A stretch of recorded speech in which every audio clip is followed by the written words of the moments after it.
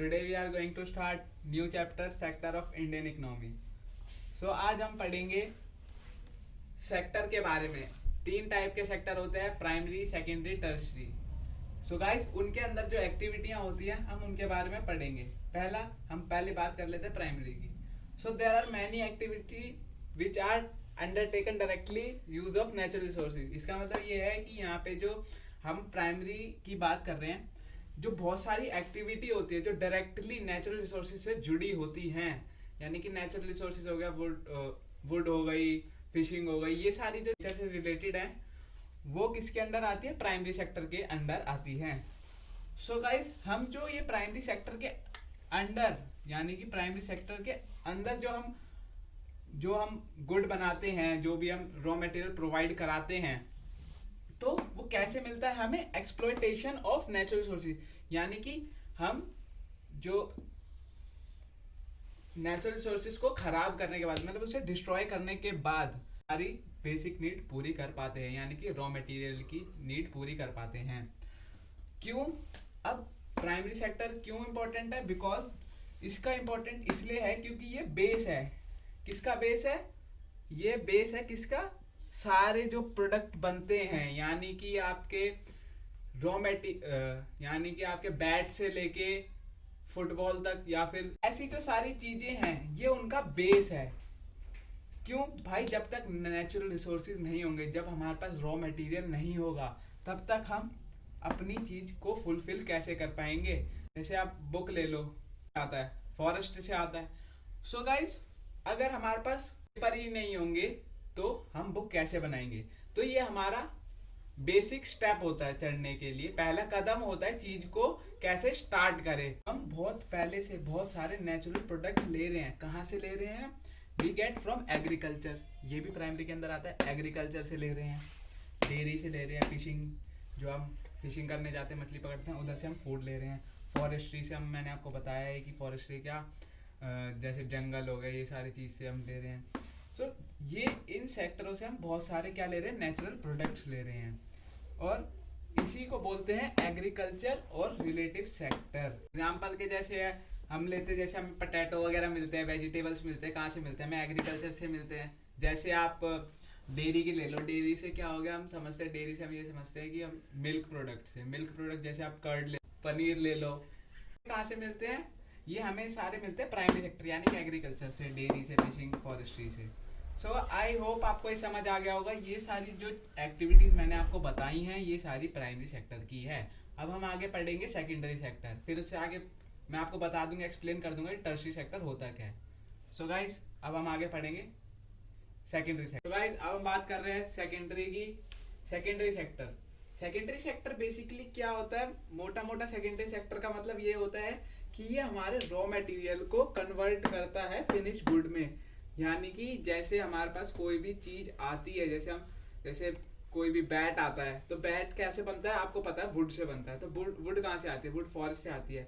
तो वो as a primary sector जो होती है ना, वो रॉ मटेरियल सेकेंडरी सेक्टर को, और फिर वो उसको क्या करती है? फिनिश गुड में कन्वर्ट करती है, उसे फिर प्रॉपर बैट बनाती है एक वुड को। वो किसकी हेल्प से होता है? मैन्युफैक्चरिंग इंडस्ट्रीज के अंदर। आपको पता है फैक्ट्रीज के अंदर जो इंडस्ट्रीज होती हैं, वो सारी हमको फिनिश गुड प्रोवाइड कराते हैं। प्रोवाइड इन द सेंस वो बनाते हैं। प्रोवाइड हमें एक और सेक्टर करता है, वो भी हम आगे पढ़ेंगे। अब हम बात कर लेते हैं इंडस्ट्रियल सेक्टर क्या होता है। इंडस्ट्रियल, अब बेसिकली आप समझ लो सेकेंडरी सेक्टर का दूसरा नाम है इंडस्ट्रियल सेक्टर। कैसे?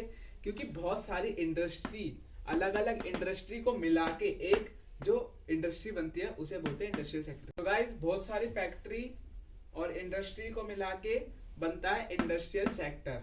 वो किसके अंदर आता है? सेकेंडरी सेक्टर के अंदर। अब ये बात हो गई कि हमको गुड जिस चीज से बनता है, ये सारी ये तो बात हो गई। अब हमारे तक कैसे पहुंचता है? इसका तीसरा स्टेप होता है। हमने पहला स्टेप पढ़ लिया प्राइमरी, उसका दूसरा स्टेप होता है सेकेंडरी, अब तीसरा स्टेप होता है टर्शरी। अब प्राइमरी और सेकेंडरी के बाद एक थर्ड कैटेगरी होती है एक्टिविटी की। कौन सी होती है? टर्शरी सेक्टर, जो इन दोनों से अलग होती है। इन दोनों से अलग होती है। क्यों? क्योंकि ये हमको कुछ बनाती नहीं है। टर्शरी सेक्टर कुछ हमें बनाती नहीं है। जैसे प्राइमरी सेक्टर हमको जैसे कुछ बनाता है ना, जैसे हैंडमेड, आपने देखा होगा हैंडमेड चीज़ें बनाते हैं, वो सारी प्राइमरी के अंदर। उससे थोड़ा फर्निश अगर हम करने, जो हमें अच्छे गुड मिलते हैं वो कहाँ से मिलते हैं, सेकेंडरी से मिलते हैं। अब ये सारी चीज़ें, ये चीज़ हमें कुछ नहीं बनाता, टर्शियरी सेक्टर जो होता है वो कुछ नहीं बनाता, वो सिर्फ क्या करता है, वो सिर्फ हमें सर्विस प्रोवाइड कराता है। सिंपल इज दैट कि टर्शियरी सेक्टर क्या, टर्शियरी सेक्टर का दूसरा नाम भी होता है सर्विस सेक्टर। तो सिर्फ वो हमें क्या बोलता है, सर्विस प्रोवाइड करवाता है। और ये क्या हेल्प करता है, टर्शियरी सेक्टर किसकी डेवलपमेंट में हेल्प करता है, ये प्राइमरी और सेकेंडरी सेक्टर की डेवलपमेंट में हेल्प करता है। कैसे, अगर प्राइमरी और सेकेंडरी जो गुड्स हैं वो बनाएंगे, जो दोनों सेक्टर है कुछ गुड बनाएंगे, तो हमारे तक पहुंचेगा कैसे, हमारे तक पहुंचेगा सिर्फ टर्शियरी सेक्टर से। तो जैसे जैसे टर्शियरी सेक्टर बढ़ेगा, ये सारी जो प्राइमरी और सेकेंडरी सेक्टर भी डेवलप होंगे। क्यों, वो अपने जल्दी जल्दी ज़्यादा गुड बनाएंगे ताकि लोगों तक जरूर पहुंचे।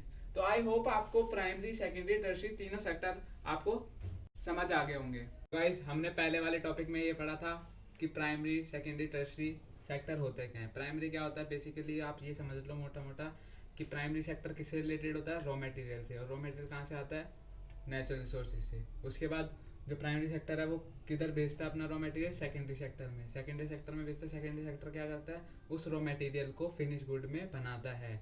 टर्शियरी सेक्टर में बेचता है, टर्शियरी सेक्टर क्या करता है, हमें वो चीज़ें प्रोवाइड कराता है। उसे टर्शियरी सेक्टर का दूसरा नेम क्या होता है, सर्विस सेक्टर।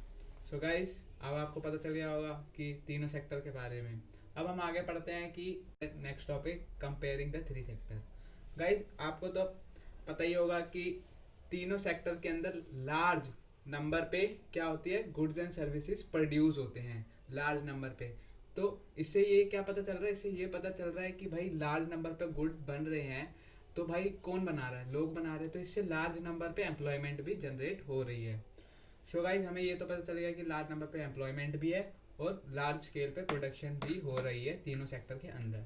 अब उसके बाद हमें ये देखना है कि भाई जो भी चीज़ बन रही है उसे काउंट कैसे करें, उस चीज़ को जीडीपी में काउंट कैसे करें कि भाई हमारा देश जो है इतना बढ़ रहा है, हमारा जो प्रोडक्शन हुई है, ग्रॉस जो प्रोडक्शन हुई है वो कितनी हुई है। तो उसको काउंट करने का भी एक वो होता है तरीका। और उसके काउंट करने के लिए हम पहले एक चीज़ मैं आपको पहले बता दूं, जो हम फाइनल गुड बनाते हैं, जो लाइक हम जो कस्टमर को बेचते हैं, या फिर जो एकदम फाइनल होता है ना, जो हम कस्टमर को बेचते हैं, उसी को हम काउंट करते हैं। ठीक है गाइस। अब हमें दिमाग में ये चीज़ रखनी होती है कि जो हर गुड बन रहा है वो जरूरी नहीं है काउंट होगा जीडीपी के अंदर। क्यों, क्योंकि मैंने यहाँ पे देखो एक पॉइंट लिखा है, intermediary goods use in producing final goods. अब गाइस, जो मैंने ये वाला पॉइंट है, इसका मतलब यही है कि जो इंटरमीडिएटरी जो गुड्स होते हैं उनकी वैल्यू काउंट नहीं होती। क्यों, क्योंकि ये जो गुड्स जो होते हैं ये हेल्प करते हैं फर्दर प्रोडक्शन करने के अंदर, किसकी, फाइनल गुड्स की। सो गाइस, जो फाइनल गुड्स होते हैं ना, उनके अंदर पहले से इनकी जो इंटरमीडिएटरी गुड्स की ना वैल्यू पहले से एडिट होती है। एग्जांपल लेते हैं, जैसे कि हम दिवाली पे जैसे स्कूल में होते हैं तो लैंप वैम्प बनाते हैं ना, स्कूल में एक्टिविटी होती है कि लैंप बनाओ, तो हम सारा मटेरियल फेविकॉल, पेपर जो भी है हम घर से लेके जाते हैं खरीद के। तो हम कितने का सपोज करो, हम उसको लेके, हमारा जो सारा मटेरियल है यानी कि इंटरमीडिएटरी गुड जो जितने का आया, कितने का आया, 10 रुपए का आया, उसमें बनाया जो भी करा उसे फाइनल गुड में कन्वर्ट कर दिया। अब उसको हम बेचेंगे 20 रुपए का। तो जो हमने बेचा है ना 20 रुपए का, वो ही हम काउंट करेंगे, यानी कि 10 रुपए। क्यों, क्योंकि हमारी जो पहले से वैल्यू पहले से एडिट है उस 20 रुपए के अंदर, हमने कितने की कमाई करी। हम ये थोड़ी बोलेंगे भाई मैंने 20 रुपए कमाया।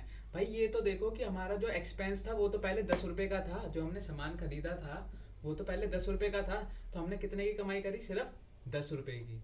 या फिर आप ले लो फाइनल की वैल्यू ले लो, फाइनल जो टोटल जो मैंने बताया था कस्टमर को जितने का बेचते हैं वो ले लो, या फिर वैल्यू एडिट की जितने का प्रॉफिट हुआ है कि उसको कितनी एक्स्ट्रा वैल्यू मिल रही है उस सामान को बेचने के, उसे ले लो। आई होप आपको ये समझ आ गया होगा। So guys, we are going to start. What is GDP. GDP क्या होता है, जीडीपी होता है ग्रॉस डोमेस्टिक प्रोडक्ट। ग्रॉस मतलब टोटल, मतलब सारा जो भी पूरी होल कंट्री। डोमेस्टिक मतलब जो हमारी इंडिया कंट्री है जहां तक उसका जो शेप है ना वहां तक का वो डोमेस्टिक हो गया।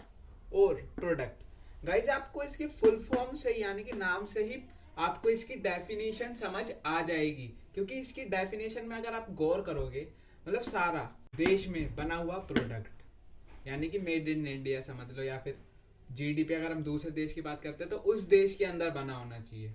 So guys, what is GDP? GDP is a sum total production of 3 sector. कौन से 3 सेक्टर पढ़ाई था हमने? Primary, secondary, tertiary. वो तीनों सेक्टर की जो टोटल प्रोडक्शन होती है, उन तीनों प्रोडक्शन को ऐड करेंगे, उससे हमको मिलती है जीडीपी। किसकी? कंट्री की, कोई सी भी कंट्री की। अगर हम दूसरे कंट्री की तीनों सेक्टर को ऐड करेंगे, जो भी उनकी प्रोडक्शन यूनिट ऐड करेंगे, तो उससे उस कंट्री की जीडीपी मिलेगी। अगर हम इंडिया की बात करें तो इंडिया में तीनों सेक्टर की जो प्रोडक्शन है उसकी उसको ऐड करेंगे तो उस हमारे कंट्री की जीडीपी पता चलेगी।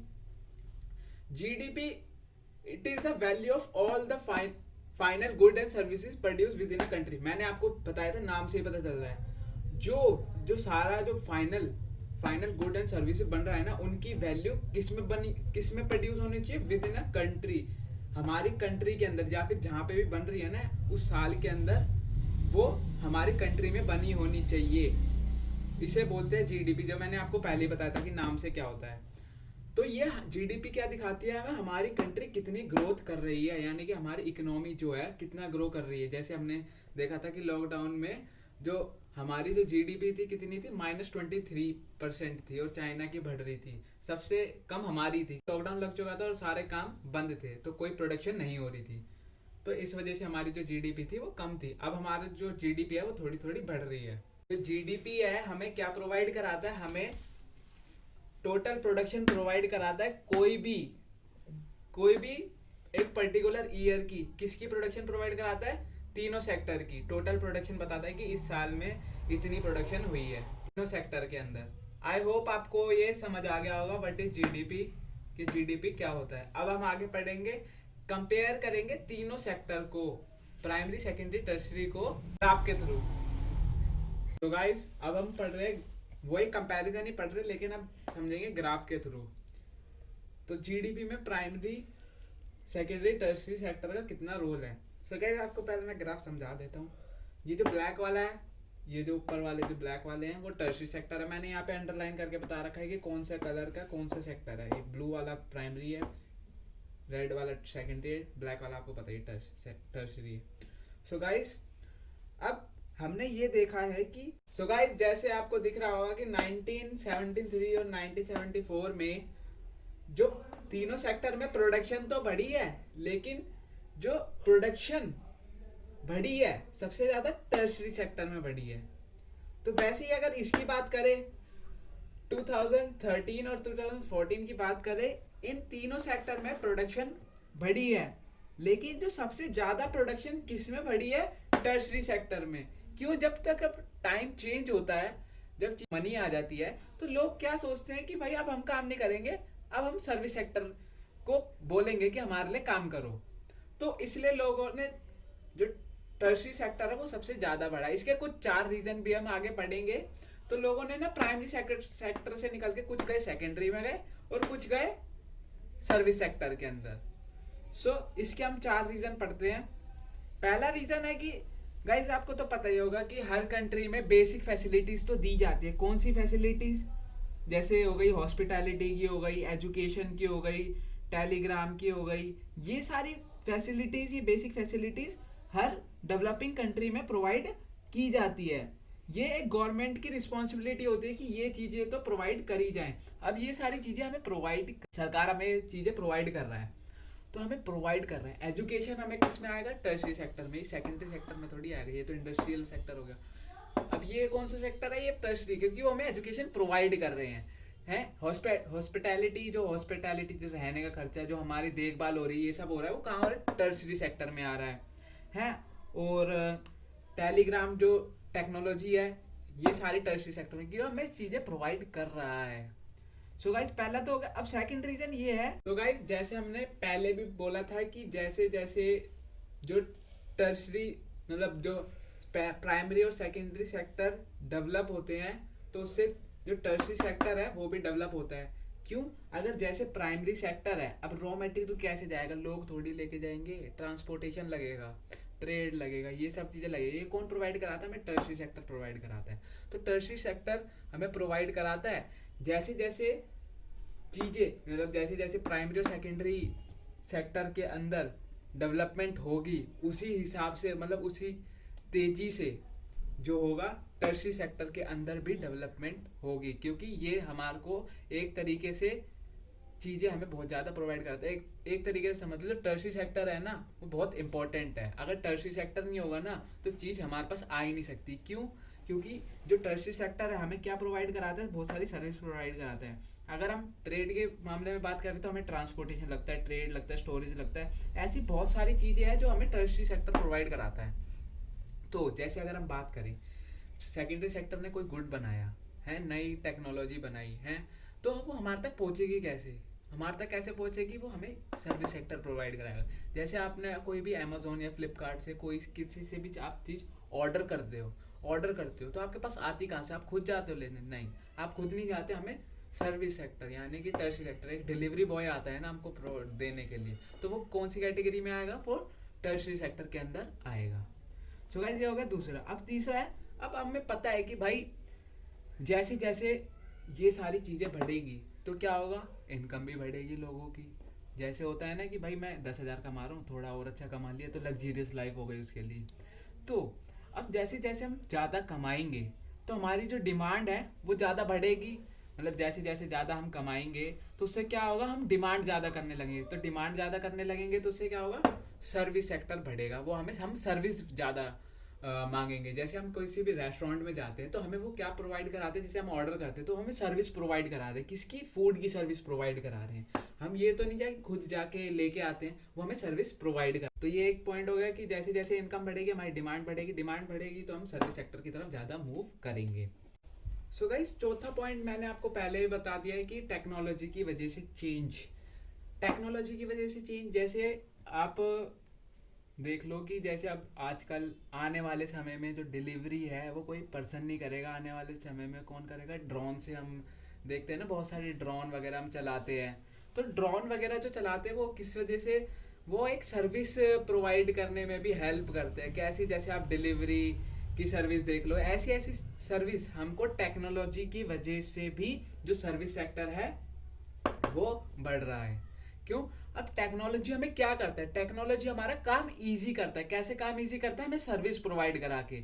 जो बंदे, जो लोग फैक्ट्री में होते हैं वो मैनुअल वर्क, मतलब 10 जने एक काम को करने में 10 घंटे ले रहे हैं, तो मशीन क्या करेगी? वो 10 जनों का काम एक बार में करके और जल्दी कर देगी उनसे। तो उस मशीन क्या कर रही है? हमें वो सर्विस प्रोवाइड करा रही है। सो इस वजह से जो जो इंक्रीज है ना टर्शियरी सेक्टर में वो बहुत ज़्यादा है। सो गाइस, पता चल रहा है कि टर्शियरी सेक्टर बढ़ा हुआ है। अब आपको दिमाग में ये आ रहा होगा कि भाई टर्शियरी सेक्टर बढ़ा हुआ है तो इससे क्या है? इससे एम्प्लॉयमेंट भी ज़्यादा होगी इधर टर्शियरी के अंदर। प्राइमरी में तो होगी ही नहीं, इसके अंदर सेकेंडरी में भी ठीक होगी।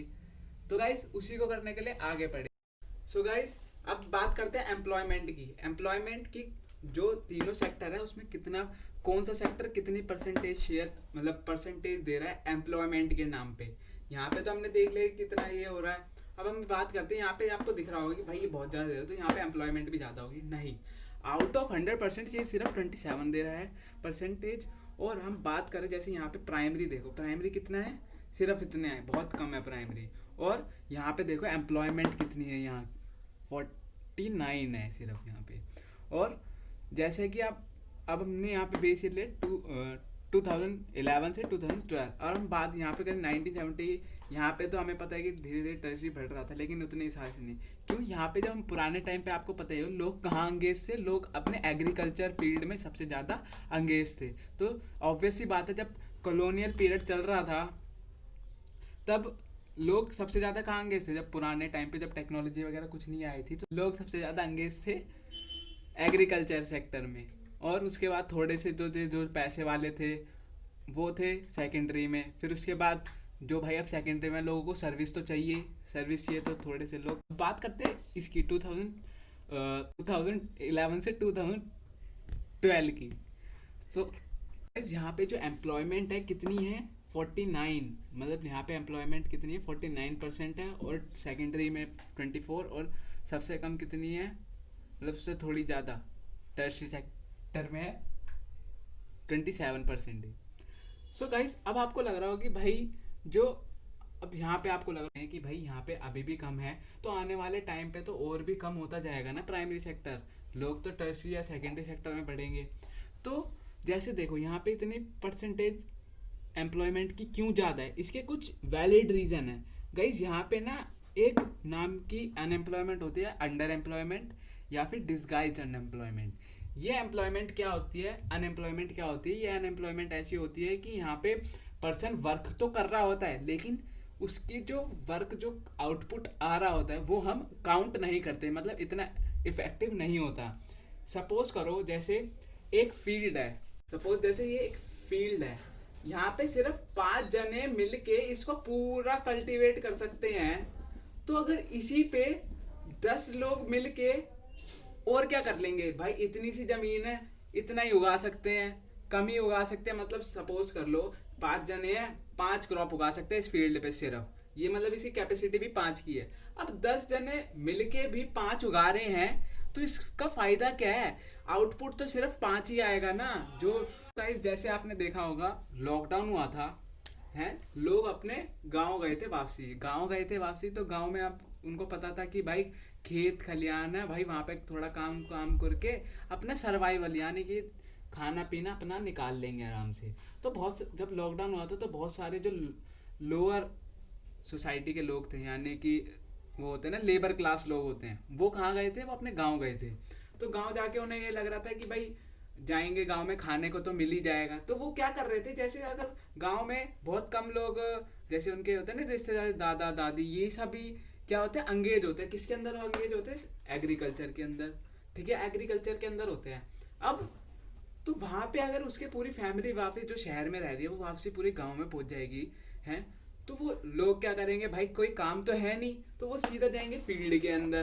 भाई जब उसके जो भी पेरेंट्स हैं वो पूरी फील्ड को कल्टीवेट कर लेंगे, मतलब कर सकते हैं, तो भाई जो और लोग को ऐड करके उससे कोई प्रॉफिट तो होगा नहीं उसके दादा को, बस ये होगा कि भाई थोड़ा सा रेस्ट मिल सकता है। जैसे आपने देखा होगा, जैसे आप किचन ले लो, किचन में जब हमें 5 जनों का खाना बना रहा है, वो एक जना 5 जनों का खाना बना सकता है, लेकिन अगर वो उसी किचन के अंदर 5 जने और घुस जाएंगे तो सब बोलेंगे मैं बना रहा हूँ, तो कुछ बन ही नहीं पाएगा। तो उससे क्या होगा, जो 5 जनों का खाना है वो 10 जनों का तो बन नहीं जाएगा। तो इस वजह से जो उसकी जो आउटपुट है, जो हमें निकल के आते हैं, जैसे आउटपुट समझ लो, जो फाइनल गुड जो प्रोडक्ट बन के आता है उस पर कोई इफेक्ट नहीं पड़ेगा और जीडीपी में कोई इंक्रीज डिक्रीज नहीं होगा। और जैसे ना जीडीपी यानी कि इसके शिफ्ट होने से उसके एम्प्लॉयमेंट पे कोई शिफ्ट नहीं पड़ेगा। कैसे, अब गाइस देख रहे हो जैसे धीरे धीरे टेक्नोलॉजी बढ़ रही है, मैंने बताया था सर्विस सेक्टर भी बढ़ेगा, तो सर्विस सेक्टर जैसे जैसे बढ़ेगा यहाँ पे जो एम्प्लॉयमेंट है वो डिक्रीज होगी। क्यों, टेक्नोलॉजी आएगी, यानी कि रोबोट्स आएंगे, ड्रोन आएंगे, ये सारी चीज़ें आएंगी, तो लोगों का तो कोई काम ही नहीं रह जाएगा, वो अपने आप ही ऑपरेट कर लेंगे कंपनी वाले और सब कुछ अपने आप कर लेंगे, तो लोगों की जो एम्प्लॉयमेंट है वो ख़त्म होती जाएगी। सो गाइस जिसको हम कह सकते हैं ये एक डिसएडवांटेज भी है।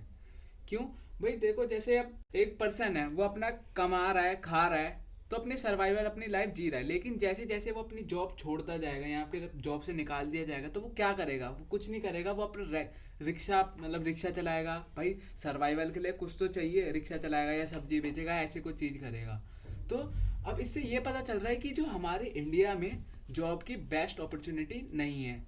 सो आई होप आपको ये समझ आ गया होगा कि एम्प्लॉयमेंट सेक्टर में कितना शेयर है और जीडीपी में प्राइमरी सेकेंडरी तीनों सेक्टर का कितना शेयर है। तो अगले पार्ट में हम पढ़ेंगे कि कैसे एम्प्लॉयमेंट जनरेट करी जाए और गवर्नमेंट के क्या क्या स्टेप हैं एम्प्लॉयमेंट इंक्रीज हो।